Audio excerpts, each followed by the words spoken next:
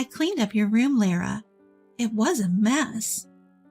Emerging from my room with a smug grin on her face was Sherry, my son's wife. Oh, thank you. I had just cleaned my room a few days ago, but maybe it still looked messy to someone else. I decided to just thank her for now. Sherry, my son's wife, never lifts a finger around the house. She's always snarky and throws tantrums when things don't go her way. So her cleaning my room, that's suspicious to say the least. I don't know what you're up to, but it won't work. I muttered quietly, making sure Sherry, who was watching TV at high volume, couldn't hear me. Then I went back to my chores. I've put up with a lot from her, and my patience is wearing thin. I've warned her before, but if she continues to act this way, she'll have to face the consequences. My name is Lara, and I'm 73 years old. I met my husband Frank at a social event. We were both shy at first, but now we enjoy our evening coffee chats. After we got married, I became pregnant with our son George. Frank was thrilled and helped me with chores, even though he was clumsy. Once George moved out for work, our lively home became quiet, and we felt a bit lonely. Then George brought home Sherry, his then girlfriend. Frank and I thought she was beautiful and well-mannered.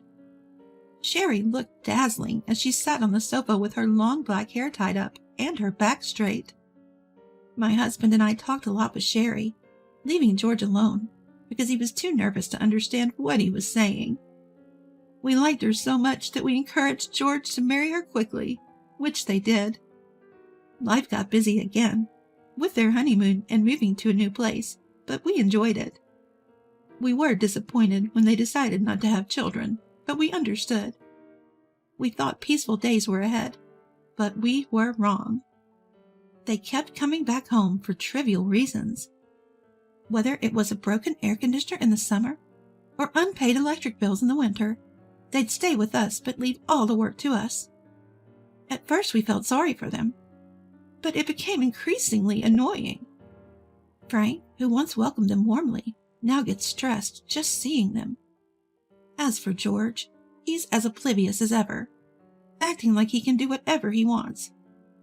My son and daughter-in-law decided to come visit us out of the blue. George called me last week and said, "Hey Mom, we're coming over next week, just a heads up." Then he went radio silent, leaving me in the dark about when exactly they'd arrive. Then, just as suddenly, I got a message from Sherry saying, "We'll be there soon, so get ready." I had to scramble to prepare everything. Frank said, "You handle the bedding and clothes. I'll go buy the groceries we're missing. If you could jot down a shopping list, that'd be neat. That'd be great." Then he went to change. I thanked him and quickly wrote down the ingredients for tonight's dinner, placing the note on the living room table. Then I started airing out the guest futon. When I returned to the living room, Frank was looking at the note. "Is this everything? If you remember anything else, just text me and I'll pick it up." He left with a smile, and I couldn't help but smile back. Just as I was about to get the clothes, I heard a loud voice from the entrance. "Lara, are you there?" Sherry was calling out to me from the front door without even ringing the doorbell. I rushed to open it. "Come on, you knew we were coming. Why didn't you leave the door open?" Sherry complained as she walked in. When she heard that, she instantly wrinkled her eyebrows and complained. "What's the matter? It's rude not to be happy when someone comes to visit," she retorted. I held my tongue and welcomed her in. "Where's George?" I asked, noticing his absence. "Oh, Frank snagged him for grocery shopping." I was a bit annoyed by her nonchalant attitude, but decided to let it go and continued with my preparations. Sherry didn't lift a finger to help. She just sat there, eating her own snacks and occasionally laughing at the TV. After a while, she suddenly stood up and left the living room. I assumed she went to the bathroom and didn't think much of it, but when she returned, she looked pleased. "Lara, your room was a mess, so I cleaned it up for you." I was taken aback. She had gone into my room without asking. I had questions, but decided to thank her anyway. She grinned and plopped back down on the sofa. Just then, Frank and George returned. I had asked Frank to buy quite a lot, knowing that the young couple would be staying for a few days. Frank had apparently enlisted George as his pack mule, and it looked like he had accomplished his mission. Frank handed me the groceries, stepping over a visibly exhausted George, who was still holding bags at the entrance. After saying thanks, I took out what I needed and started putting the rest away in the fridge. "Hey, George, stop lounging and bring everything here." Frank, who had just scolded George, still sitting by the entrance, pours himself some iced coffee and heads to the living room. George looked a bit annoyed, eventually brings in all the bags in a few trips. "Man, I'm beat. Mom, pour me some iced coffee, too." "Do it yourself." Frank scolds George again for his whiny tone, but I prepare the coffee with a wry smile. "Welcome back. Thank you. Dinner will be ready soon, so just wait a bit." All right. George says as he takes the iced coffee and heads to the living room. He sits next to Sherry and gulps down his drink. I continued preparing dinner, but Sherry doesn't offer to help. Not that I expected her to. In fact, I'd rather she didn't. She might mess something up. Eventually, dinner is ready, and we all eat. It's a simple spaghetti meal, but no complaints from George or Sherry, so it's all good. After dinner, the room had that relaxed post-meal atmosphere. Frank and the young couple are watching TV. No conversation, but that's better than the alternative. I leave the living room to get their change of clothes. On my way, I run into Frank, who's just come out of the shower. Should I offer George the shower first? I can go last. Oh, you've been out shopping. I can't make you wait. I enter the living room laughing, to find George dozing off. George, don't sleep here. Go take a shower. Stop nagging. George replies listlessly. I place his change of clothes on him and hand Sherry hers. Sherry takes the clothes, but quickly pushes them back with a frown. I like the ones I wore before. They weren't this flimsy. I'm taken aback by Sherry's complaint, but arguing would only escalate things. Oh, is that so? Wait a moment. As I go look for the other clothes, George, uninterested in the whole affair, yawns and heads to the shower. While searching, Frank pops his head in. Do you know where my golf balls are? Aren't they next to the closet where you usually hang your coat and bag? I can't find them. Puzzled, I watch Frank leave and then go to Sherry with new clothes. Ah, this is it. You get what you pay for. Yes, these clothes I bought when Sherry and I went shopping specifically for when they stay over. Sherry had insisted on something expensive, and I had given in. I'll shower next. I don't want to go after an old person. Just as I'm about to retort, Frank returns, looking concerned. Still can't find them? Yeah. Sherry, do you know where the bag of golf balls next to the coat closet is? Frank, seemingly at a loss after searching everywhere, decided to ask around, not expecting much of an answer. What he got was a shock. I have no idea what you're talking about. Are you accusing me of stealing? That's terrible. How could you suspect me? Sherry's loud denial left me stunned. Frank tried to explain it was a misunderstanding, but an irate Sherry wouldn't hear it. George, freshly showered, returned, and we all tried to calm her down, but she stormed off to the shower room still in a bad mood. The living room fell silent, filled with tension. What just happened? George asked Frank, noting that it's rare for Sherry to be this flustered. But why did she really get so angry? I couldn't help but suspect Sherry based on her usual behavior. Come on, Dad, apologize. You're practically accusing her. Before I knew it, George and Frank were arguing. It took me quite a while to break it up. Just then, Sherry returned from her shower, making things even more complicated. Now Frank was the one being grilled by the young couple, but Frank didn't back down, especially when he scolded Sherry for her behavior today. She stormed off to the guest room. George continued to yell, blocking Frank, who tried to follow her. You keep blaming Sherry, but you haven't apologized for suspecting her. You never apologize. That's what I hate about you. Fed up, Frank muttered. Do as you please," and returned to his room. The living room fell silent again. I sighed and headed for the shower. "I'm going to bed." George said curtly. Heading for the guest room, I stopped him. "The guest futon smells musty, George. Sleep in my room." Sherry when Frank and George went shopping, and Sherry overreacting to Frank's words.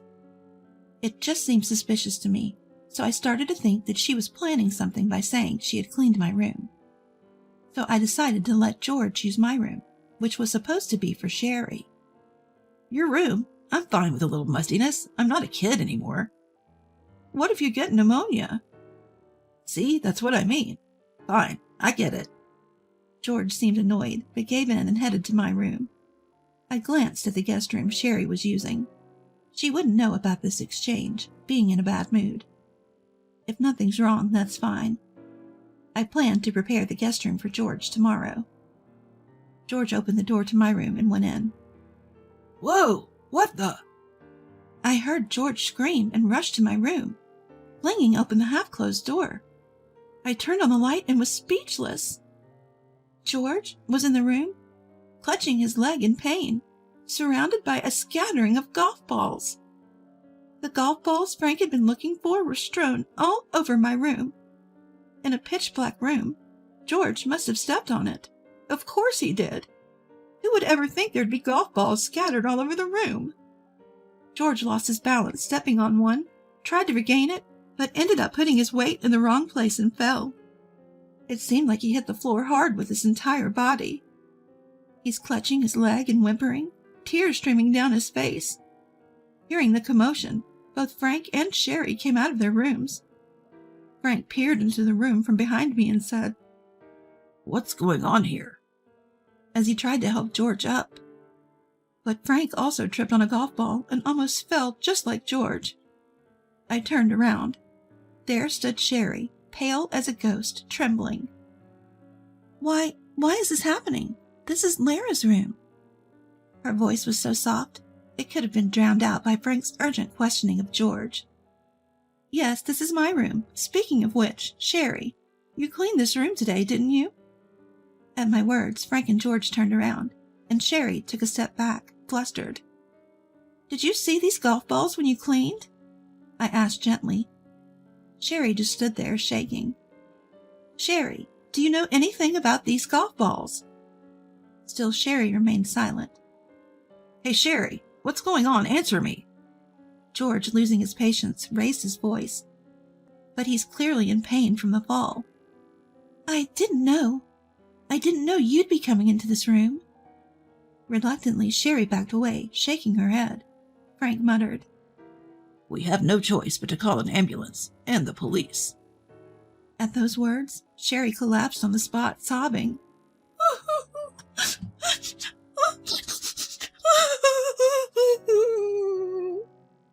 I immediately called an ambulance and the police and checked on George.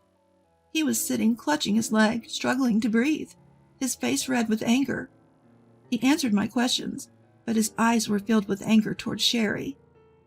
Eventually the ambulance arrived, and I accompanied George to the hospital.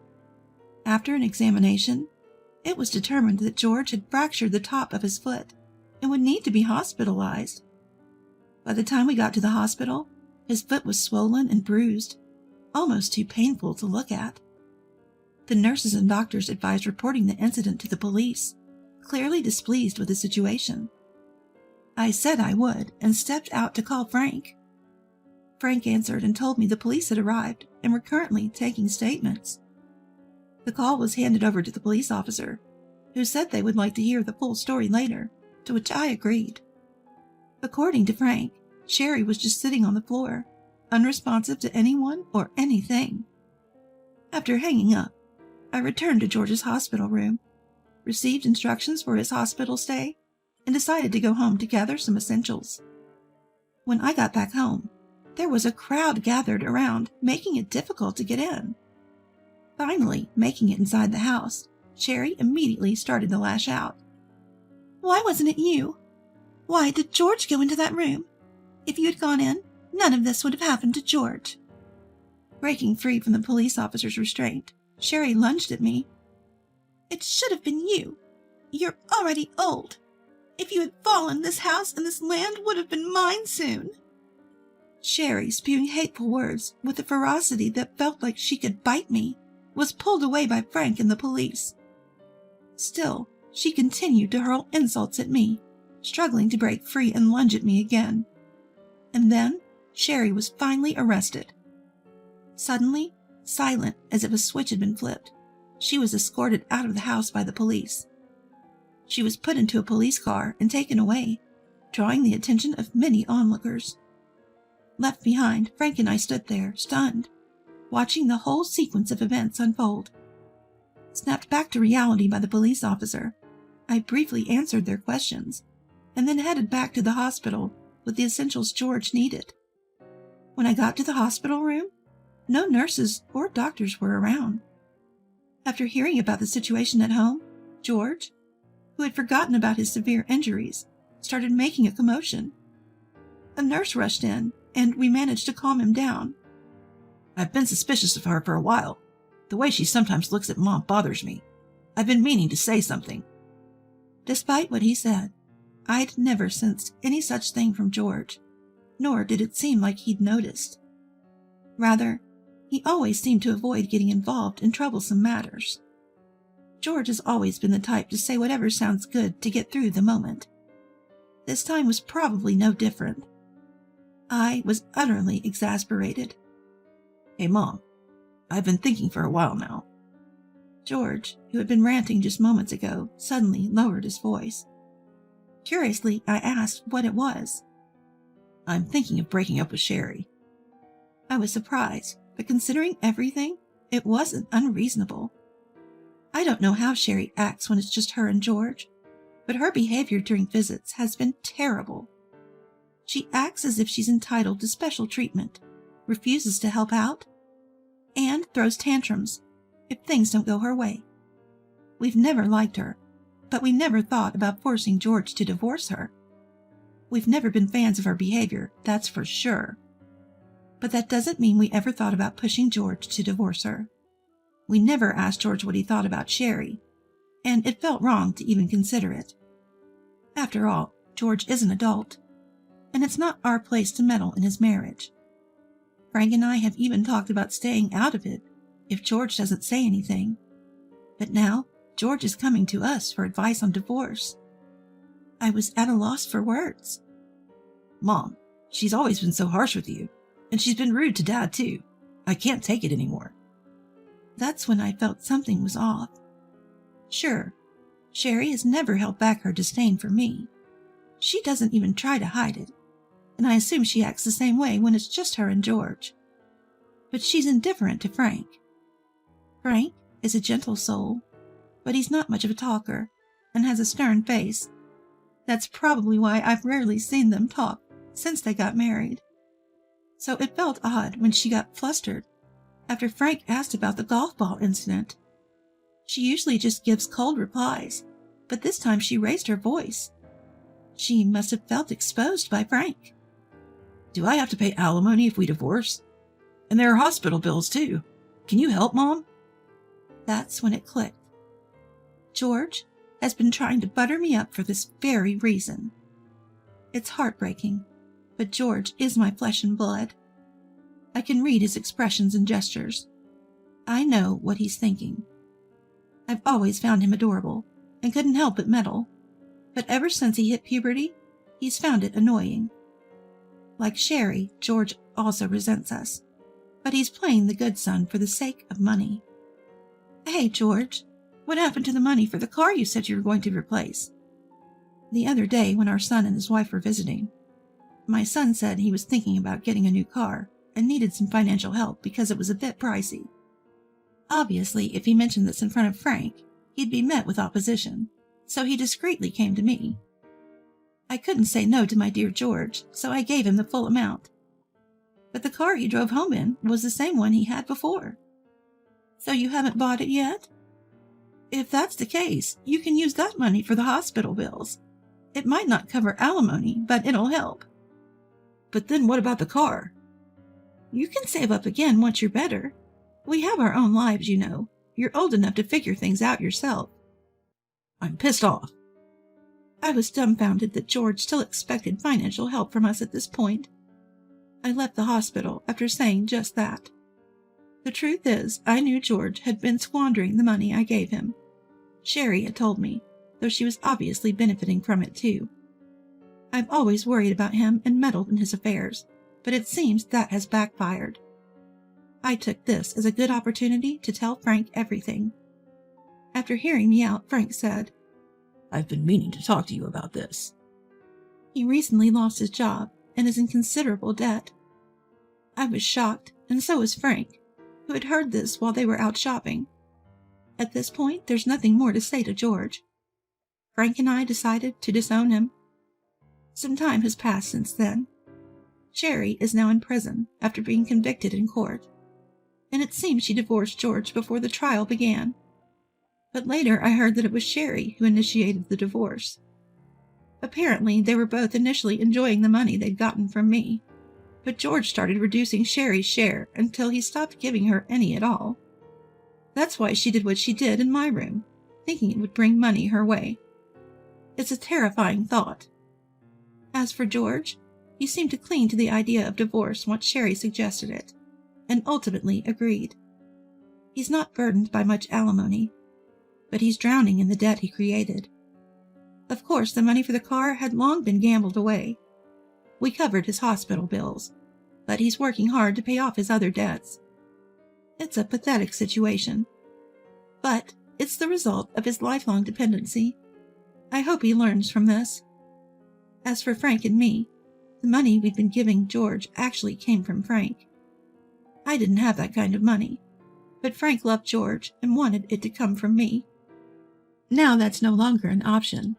We're planning a hot spring trip we've never taken before.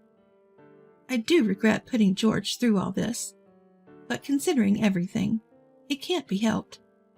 Now, the happiest moments are when Frank and I are looking at travel magazines.